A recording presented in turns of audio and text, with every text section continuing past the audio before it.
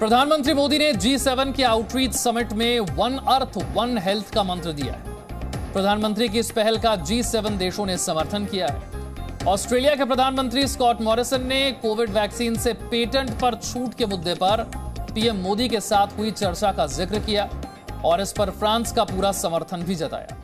वहीं फ्रांस के राष्ट्रपति इमैनुअल मैक्रों ने वैक्सीन मटेरियल पर देशों से प्रतिबंध हटाने के लिए कहा है। उन्होंने कहा है कि वैक्सीन मटेरियल पर प्रतिबंध से भारत प्रभावित है। सिद्धांत से और जानकारी के साथ मेरे साथ जुड़ गए सिद्धांत। जी हां, आज पहला वो सेशन था जिसके अंदर प्रधानमंत्री ने शिरकत किया और इस सेशन के अंदर मंत्र जो आपने रेफर करा है उस मंत्र का जिक्र हुआ, पर कहीं ना कहीं बड़ा फोकस जो था वो कोविड पैंडेमिक को लेकर ही था कि ये जो पैंडेमिक है, ये जो क्राइसिस है उसको हम कैसे सॉल्व करेंगे और उसको लेके ये मंत्र दिया गया जिसको काफी जो देश हैं उन्होंने सपोर्ट करा। जर्मन चांसलर का जिक्र करा और इसके अलावा जो एक बड़ा फोकस एक्सपेक्टेड था वो ये था कि जो प्रपोजल है भारत और साउथ अफ्रीका का कोविड वैक्सीन पेटेंट वेवर का जो प्रपोजल है, वो जो प्रपोजल है उसको लेकर भी जिक्र हुआ। ऑस्ट्रेलिया ने सपोर्ट किया, फ्रांस के प्रेसिडेंट ने सपोर्ट किया, फ्रांस के प्रेसिडेंट इमैनुअल मैक्रोन ने। और मैं आपको बता दूं कि इससे पहले ये जो समिट होने से पहले एक करीब 1 घंटे से लंबी एक प्रेस कॉन्फ्रेंस इमैनुअल मैक्रोन ने की थी जिसमें उन्होंने जिक्र करा कि भारत को अगर हम देते हैं रॉ मटेरियल तो उस रॉ मटेरियल से जो वैक्सीन बनेंगी वो वैक्सीन भारत के लिए नहीं अफ्रीकन देशों के लिए भी दी जाएंगी, जो एक महत्वपूर्ण और एक इम्पोर्टेंट चीज है। तो एक तरफ से आप देख सकते हैं कि कैसे एक तरफ से जो भारत के प्रपोजल्स हैं उनको एक तरफ से ग्लोबली एक तरफ से एक रिकॉग्निशन मिल रहा है। इसके अलावा मैं आपको बता दूं कि कल भी प्रधानमंत्री शिरकत करेंगे इसी G7 के समिट में वर्चुअली। और जो गौर करने वाली बात ये है कि इसके अंदर प्रधानमंत्री नहीं फिजिकली या इन पर्सन जा पाए क्योंकि कोविड क्राइसिस था, पर अगर आप वो विजुअल्स देखें तो बड़े इंटरेस्टिंग विजुअल्स है क्योंकि जब सारे लीडर्स बैठे हैं उनके सामने एक स्क्रीन लगी हुई है और स्क्रीन में प्रधानमंत्री की पिक्चर है।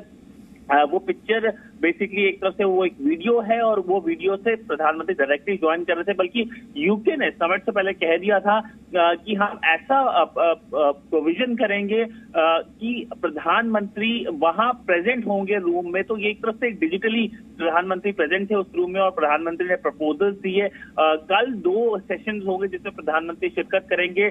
करीब 1:30 बजे के बाद वो सेशन शुरू होंगे और उसमें भी हम एक्सपेक्ट कर सकते हैं प्रधानमंत्री बड़े प्रपोजल दे सकते हैं। कल के कार्यक्रम के बारे में थोड़ा और बताइए, कल क्या कार्यक्रम रहेगा? देखिए, कल जो फोकस ये होगा क्लाइमेट चेंज पे फोकस होगा। कल फोकस होगा कि कैसे एक तरफ से कोविड तो एक सब मेजर फोकस रहा ही है इस पूरे G7 के अंदर, तो कैसे एक तरफ से कोविड को लेकर एक तरफ से एक प्लान बनाया जा सके। पर इसके अलावा फोकस ये होगा कि कैसे G7 प्लस जो देश बुलाए गए हैं, 4 और देशों को भी बुलाया गया है। वो देश हैं Bharat, south Korea, south Africa और जो कंट्री है वो है ऑस्ट्रेलिया। अगर ये सब अगर भारत अभी इन पर्सन होता, प्रधानमंत्री वहां जाते तो वहां पे लाजमी है कि क्वाड की फर्स्ट इन पर्सन मीटिंग भी हो सकती थी, पर वो नहीं हो पाई। इन पर्सन मीटिंग में प्रधानमंत्री नहीं जा पाए क्योंकि कोविड क्राइसिस था। पर इसके अलावा जो 2 बड़े सेशंस होंगे उन सेशंस का नाम होगा बिल्डिंग बैक टुगेदर और बिल्डिंग बैक ग्रीनर, यानी क्लाइमेट एक बड़ा मुद्दा रहेगा कल और उस मुद्दे को लेकर हम एक्सपेक्ट कर सकते हैं कि प्रधानमंत्री जिक्र करेंगे।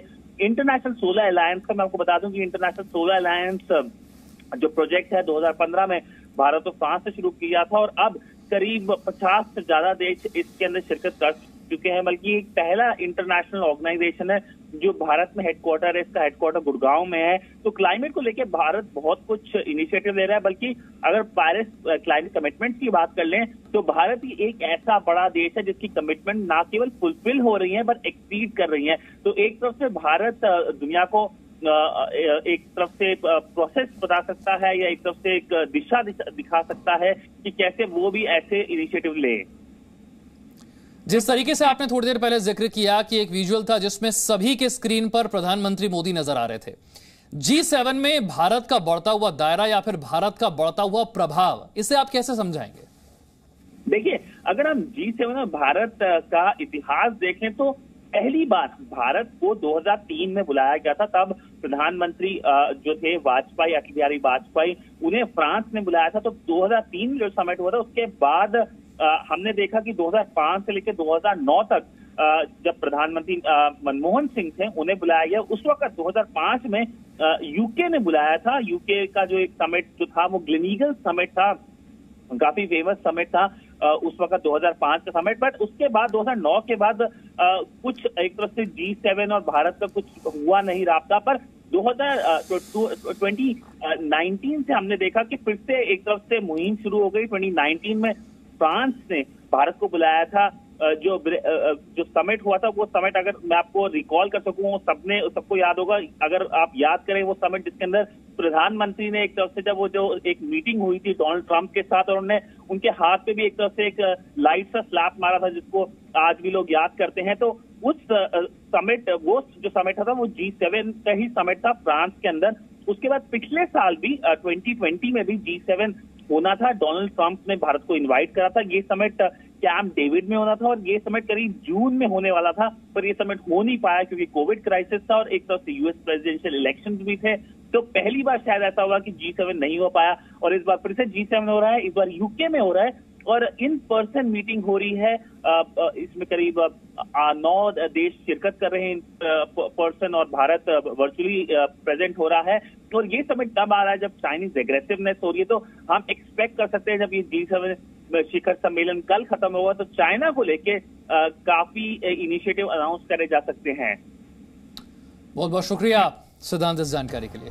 Presenting B News app, available on Google Play and App Store. Download it now.